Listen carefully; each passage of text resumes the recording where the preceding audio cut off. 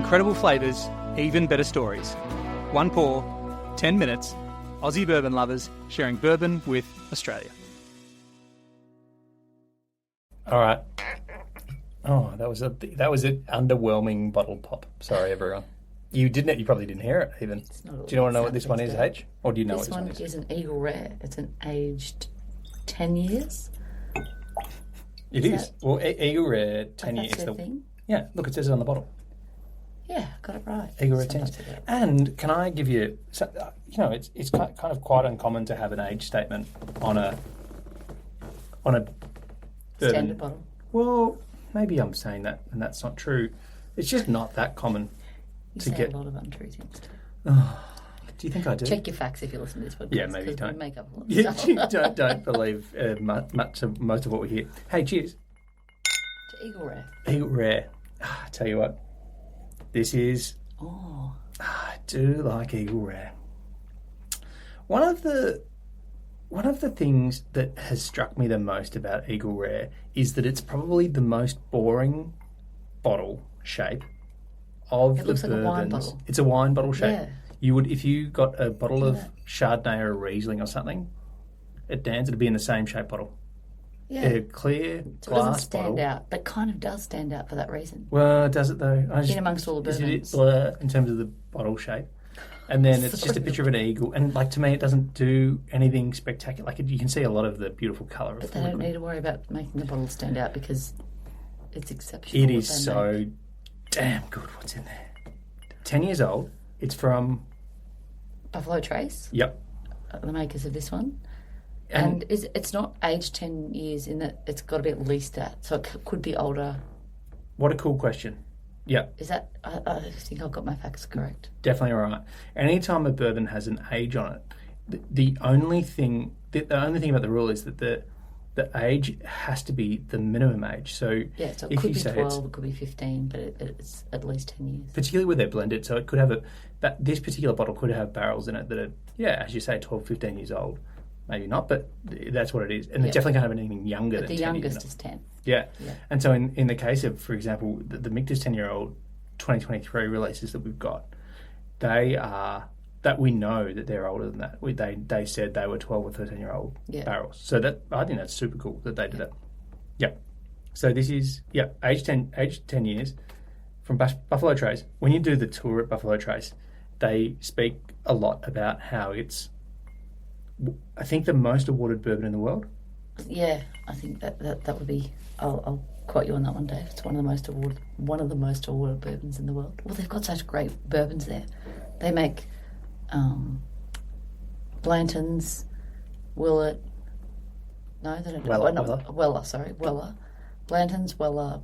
Obviously, Buffalo Trace, the Pappy, and Eagle Rare. Yeah, lots of great. Lots of great bourbons out of one location. Make loads of Buffalo Trace. Yeah. And an excellently entertaining tour. Yeah. If you ever get the chance to go. But what flavours are you getting, Dave? Well, it's interesting. I was just wondering. Citrusy. Oh, citrus. That's interesting you say that. Like the orange I stole from our neighbour's backyard that was hanging over our fence. You're an orange thief. It was on our side of the yard. I was thinking of saying cherry. I don't think I've ever said cherry as a flavour on the nose for bourbon before. I know a lot of people do say it. I just don't think I've ever had the courage to say it. I wonder if I'm getting cherry there. A bit of oak. Maybe that's the fruity I'm getting. But there's definitely oak and vanilla there. But there's like that fruity. I was going to say orange, but you can say cherry. But now that you say cherry, I'm like, maybe my orange was wrong. I love it. I'm a bit of a... I'm kind of like a big convert to Eagle Rare from someone who thinks the bottle doesn't look that good. I think that it's Eagle Rare fanboy. Yeah. It's quite easy to get in Australia, pretty consistently around $100 for the bottle. So it's not a cheap bottle of bourbon, but it's like but it's a you can get it good price for a slightly more pricey bottle, and it's really great quality, really delicious. And I reckon, I've said this to a few people, I reckon, who've kind of said, hey, if I should buy one bottle of bourbon to have at home, what should I have? So would that be a recommendation for if they haven't tried bourbon, try this one? I think it is. Big call. I know that's a big call. I'm okay that people will disagree with me about this, but I feel like it's such a good... Well, it has a smooth finish. which I think is a good for if you haven't drunk. And a long finish as well. Like that flavour hangs around your mouth for ages. Yeah, and coats your whole mouth, I find too. Beautiful mouthfeel. Yep, exactly. Nice nose. And it's like, and all of the flavours are quite confectionery, kind of like buttery toffee and vanilla and creme brulee. And caramelly. Yep. Yeah, vanilla. Yep. But with that, like, I don't want to know, like maybe savoury, all right? Can I say savoury? It's like the oakiness that you get still, because it is 10 years old. But it's not too harsh. Like, I find some of them, like some bourbons you'll have and you're like, you definitely get that oak, you definitely get that barrel flavour in there. And this, I feel like it's there, but it's subtle and it's like, it's nice. It's like, I don't know, I've said it once, but it's like that smooth finish makes it easy to drink and very enjoyable. Yeah. So we love Eagle Rare, and it's one of those ones that I feel like you can reliably grab it and take it somewhere with you as well. If we're going away to go and see, particularly your family. It's interesting how we take it to see your family the most. But it fits into a wine cooler really well. So which is a plus side for the wine cooler? Not like a wine. You know when you have the bottle holders in the esky or the side of a backpack or anywhere that fits a normal wine bottle. Yeah, it fits this one. Whereas that's a plus for the boring bottle. That's shape. True. You're right. And Angel's Envy Maker's Mark bottle. You're not going to fit a Blanton's bottle on one of those. No. Okay, all right. I'll go with carriage. that. Yep. Yeah. Okay. Cool. Even it. And it's expensive to mix with something, but you definitely if you kind of like if you can only take one, it's like a desert island bottle, right? If you can only take one that you can mix with something, you don't feel that guilty about mixing it. Yeah, you don't feel too guilty about mixing it. Whereas if you have like something that's a bit more pricey and a bit fancier than that, you're kind of like, oh, don't mix it. You can have bourbon however you like. Yeah, this is true. This is the essence of what bourbon is. This is what we love about bourbon. But no, it definitely is I'd call it a go-to bottle of bourbon. Yeah. Go-to for great flavours, great taste, easy for someone who's just starting to drink bourbon, but definitely a good bourbon for those who've been drinking bourbon for a long time. You can mix it. You can not mix it. Have it straight. It would be remiss of us not to talk about the fact that the Eagle Rare 10-year-old is the baby of the three expressions of it. There's a 17-year-old, which is part of the antique collection that Buffalo Trace release every year. So that's one of them. And the other one is the Double Eagle Very Rare. I think I've got that right.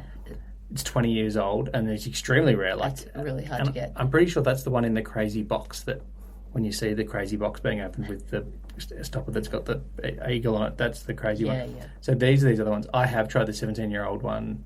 How does it compare to this? Oh, it's lovely. I mean, but those, I feel like those, it's, when you drink those antique collections, it's like, I've only ever had pours and I've never had a bottle. I feel like it's a thing of like, well, this is a special moment. I get to try this. I'll enjoy it. Complex flavours. It's in the barrel longer, so it's richer. It's got amazing finish. Yep. I don't know. I'm not qualified to be able to talk about this with any authority, but like it's a nice. Hard to go past something like this. It's just good and easy to get. Right. And you know it's going to be great every time you have it. Predictably excellent. Yeah. Predictably yummy. You can have it neat. You can have it with something if you want. You can have it with a sphere of ice like you like to, or a cube of ice or whatever, and it's all good. It's all good. So if you kind of like, if you're like, I'd love to have a little cheeky bourbon. Don't know what I can get, but I want to go to one of Dave's top recommendations. Is that a big call? I reckon like it's a really safe go-to. Top recommendation, yeah, probably because you can get it so easily. Because like some of the ones that I'd say, you should really try this.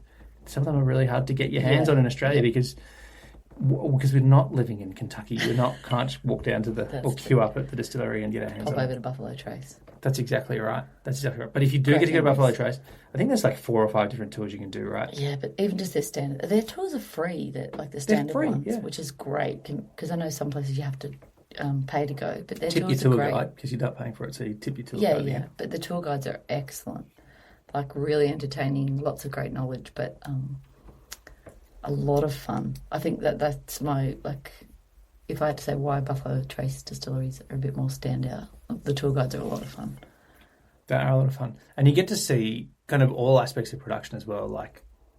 Each of the tours do something a bit different, but you get to walk through the rick houses where the barrels are. You get to see the bottling line where they were bottling Blantons the day we were there. I'm not sure if that's just the Blanton's bottling line or if they bottle different things, but that was part of the tour. It's right near where you kind of start the tour. You get to do a tasting, obviously. You get to see some. I think we got to see where the still was, didn't we? Yeah. Well, those tours always make me realise how lucky we are in Australia to have great bourbons like this, because there were people queuing up early in the morning, this massive queue, and that was just to go to the bottle shop section of the distillery to get bottles that we can buy at Dan's. Yeah. It's just I felt bad because I'm like, well, we can buy these at Dan's. So they have to queue up and wait for hours and get there early and yeah. So lean into it. Pop down to Dan Murphy's, get yourself a bottle of Eagle Rare and have a taste of delicious Kentucky bourbon that's aged 10 years in the barrel. And as you pour your first glass out, think about what you're doing 10 years ago when they put it in the barrel, because it's a nice thing to do when you're drinking old bourbon. Yeah. And tell us if you get orange or cherry. Cheers. Thanks for listening. Make sure you're connected with us on TikTok, Instagram and YouTube, and stay connected with us by clicking subscribe on your favourite podcast app.